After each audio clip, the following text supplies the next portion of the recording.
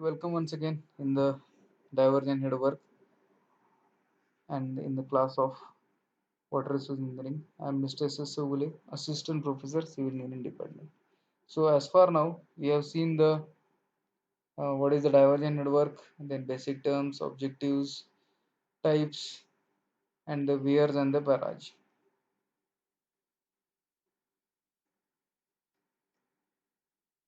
So now we'll move to the next part, that is undersluices. So undersluices are some sort of outlets. Undersluices section are provided adjacent to the canal head regulators. The undersluices should be able to pass fair weather flow, for which the crush shutters on the weir proper need not be dropped. The crust level of the undersluice is generally kept at the average bed level of the river. Then the divide wall.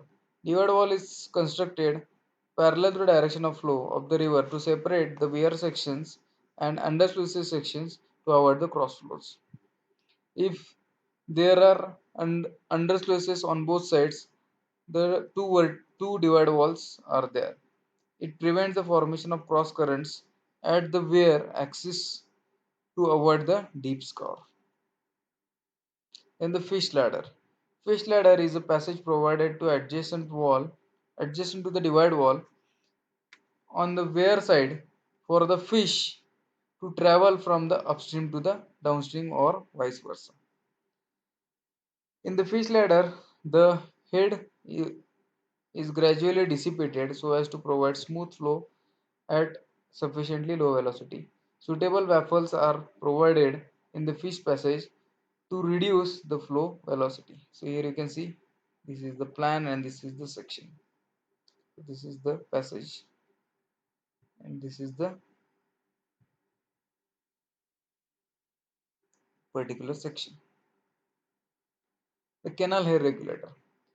It is provided at the head of the canal. It regulates the supply of the water into canal, controls the entry of silt into the canal, and prevents the entry of river flood into canal. It consists of the number of piers which divide the total width of the canal into the number of spans, which are known as the bays. The pier consists of the number of tiers on which the adjustable gates are placed. The gates are opened from the top by suitable mechanical devices. Now the silt excluder.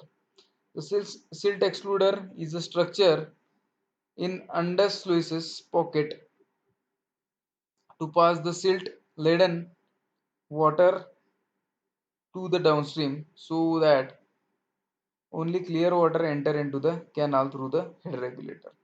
The bottom layer of the water, which are highly charged with the silt, pass down the silt excluder and escape through the undersluices.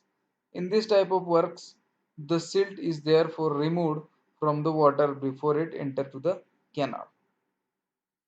The marginal bunds. The marginal bunds are the earthen embankment which are constructed parallel to the river bank on one or both side of the river according to the condition. The top width is generally 3 to 4 meters. The side slope on the river side is generally 1.5 to 1 and on the countryside is 2 to 1. The marginal bunds serve the following purpose. It prevents the flood water or storage water from entering into the surrounding area which may be submerged or may be waterlogged. It retains the flood water or storage water within the specific section. It protects the town and villages from devastating during the heavy floods. It protects the valuable agriculture land. So if we see over here, these are the marginal bunds. These things, when we stop water here, it tends to increase the level of water in this particular area. So it prevents that water entering that water into the side areas. Now the mode of the failure. The irrigation structure or hydraulic structure for the diversion and distribution works are where barrage head regulators, distributary head regulators, cross regulators, and cross drainage works, etc. These structures generally founded in alluvial soils which are highly pervious. The failure due to subsurface flow. So the failure due to piping and uplift pressure is there.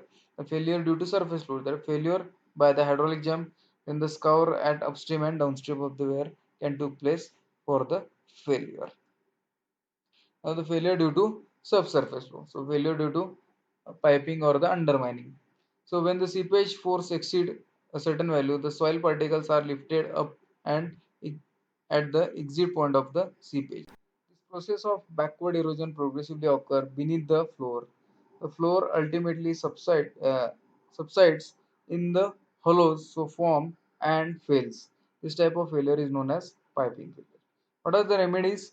Providing sufficient impervious floor to increase the path of seepage to reduce hydraulic gradient at exit, and the providing piles on upstream and downstream ends of the pervious floor. Next, guide banks. When the barrage is constructed across the river which flows through the alluvial soil, the guide banks must be constructed on the both sides of the approaches to protect the structure from the erosion. So the guide bank serves the following purpose. It protects the barrage from the effect of scouring and erosion. Second, it protects the straight approach towards the barrage. It controls the tendency of changing the course of the river. It controls the velocity of flow near the structure. Now, failure due to subsurface flow. The failure by uplift pressure. Percolating the water, uplift pressure. So, what are the remedies? Providing sufficient thickness of impervious floor, providing piles at upstream and downstream ends of the impervious floor to reduce the uplift pressure at upstream and downstream. Now, the failure due to surface flow. The failure by hydraulic jump. Hydraulic jump is formed on the downstream side of the weir causes the suction or negative pressure which will act in the direction of uplift pressure. If the thickness of floor is not adequate, the rupture will take place. The rupture of floor will take place. What are the remedies? Providing additional thickness of the impervious floor to compensate the uplift pressure and constructing the monolithic concrete mass instead of different layers. The failure by scour at upstream and downstream of the weir. During flood, scouring occurs in the river bed. The bed of the river may scoured to a considerable depth. What are the remedies?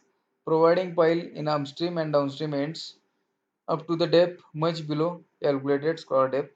Providing launching apron of suitable length and thickness on upstream and downstream end of impervious flow. There are different theories. We'll just go through. Uh, so, according to this Blitzkrieg theory, the percolating water creeps along the contact surface of the base profile of the structure with subsoil, and the length of the path thus traversed by the percolating water called as the creep length. So, you can see over here from the bottom of the floor, water is creeping through up to downstream, and this is the this head line.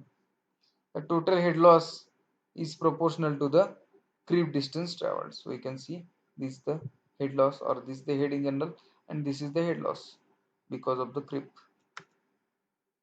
Then the total head loss, that is HL, between the upstream and downstream, and the length is the total creep length.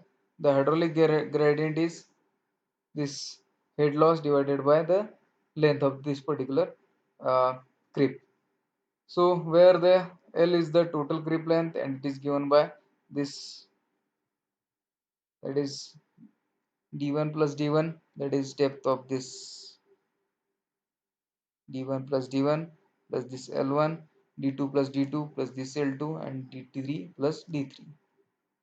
So this can be the length can be in by this formula. Next is the Kosla's theory of seepage. The main principle of this theory are: the seeping water does not creep along the bottom contour, but it moves along the set of the streamline, and it is approximately by the Laplace equation. That is the this particular equation, that is d2y by dx square plus uh, or delta square phi divided by delta x square, that is and delta square phi divided by this delta y square equals to 0, where phi is the k into h, which is velocity potential, k is the permeability of cell, and h is the head causing the flow, where phi is the potential head and x and z are the coordinates of horizontal x and y, particularly the coordinates of the horizontal and vertical dimension respectively. The outer face of the end sheet pile are much more effective than the inner faces.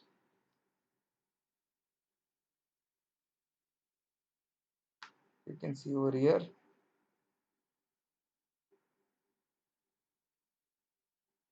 this FV, that is vertical component of seepage flow, which is lesser than the submerged weight of the soil. So this is the exit gradient. When this FV is maximum at exit and it becomes now F. So where this Ws equals to F, that is hydraulic gradient or pressure gradient at exit is called exit gradient. In order to soil particles remain stable, exit gradient should be safe.